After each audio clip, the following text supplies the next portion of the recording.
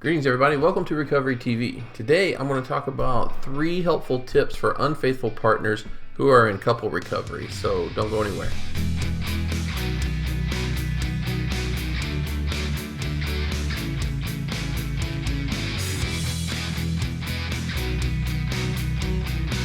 Thank you for being here on Recovery TV. We appreciate you guys so much that support our content.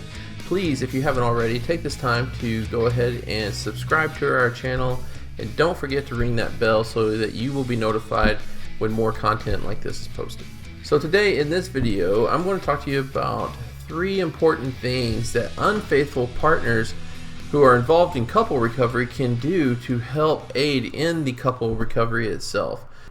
So the reality is that betrayal trauma, especially in the form of sexual infidelity, is extremely grueling for the coupleship, especially the betrayed partner. The experiences of the betrayed partners who discover the infidelity and the emotional turmoil that they go through is often unparalleled to anything they've ever experienced before. So we've produced some videos to really address some of the things that partners are going through, and I hope that you'll take some time to check out the description of this video where I'll have those posted.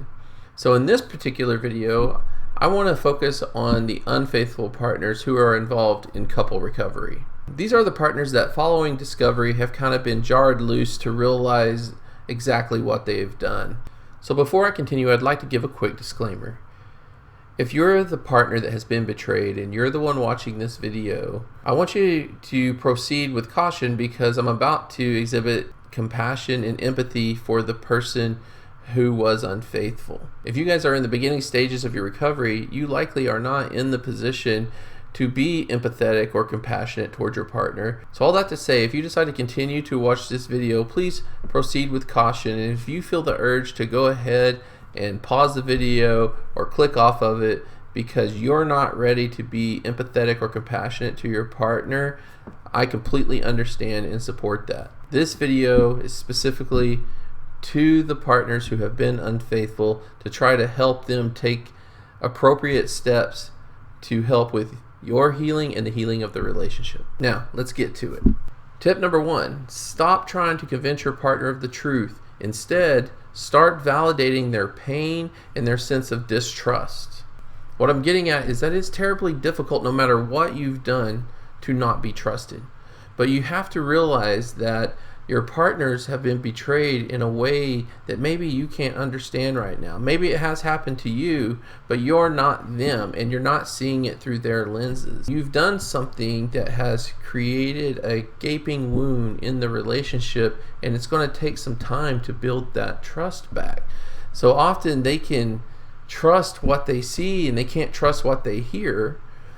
And you can't present truth to them every minute of every day. So there's likely going to be some things that happen in your day-to-day life that all they have is your word, and sometimes they're just not going to trust it. In a state of anxiety, you feel like that they must trust you because you know it's true. And so you work very hard to try to convince them, and yet they're just not convinced because all you're really using is your word, because that's all you have. If you could recognize that what matters in these moments is the validation of their pain. It sucks being in this situation. It sucks for you. It sucks for them. And if you could validate that, and if you can validate that it's because of something you did, you might find that that can go very far toward healing. Tip number 2, let your partner see you hurting, but don't ask them to tend to you. So a lot of unfaithful partners feel terribly guilty about what they've done, and they work real hard to present this persona of strength to the partner that they've betrayed, when in reality they're actually hurting really badly. They feel terribly guilty and shameful about what they've done, and yet they walk around with a suit of armor on because they don't want their partners to feel like it's their job to tend to them when they know they need to be the one tending to the injury of the relationship that they caused by their infidelity. The problem with that is that they come off at times very mechanical and robotic and cerebral, almost like they don't feel anything. They're not hurting at all, and their partner is very confused by that, and they're wondering, are you even human? Do you even care? because you're not showing any type of remorse. You say you're remorseful, you say you're sorry, but I don't see it emanating from you. I don't see you expressing that feeling through your person. So it's often challenging to do, but you can learn to let them know and let them see that you do feel bad about what you've done. And you do think about it, and it does sometimes ruin your day, and you start sharing that with them. Transparency is key to moving forward in healing relationships where there has been infidelity or betrayal trauma. This is part of being transparent. But you do have to be careful. You don't want your partner to feel like you're asking them to tend to your pain, because then they're going to feel like that is insult to injury. So let's get on to the third tip.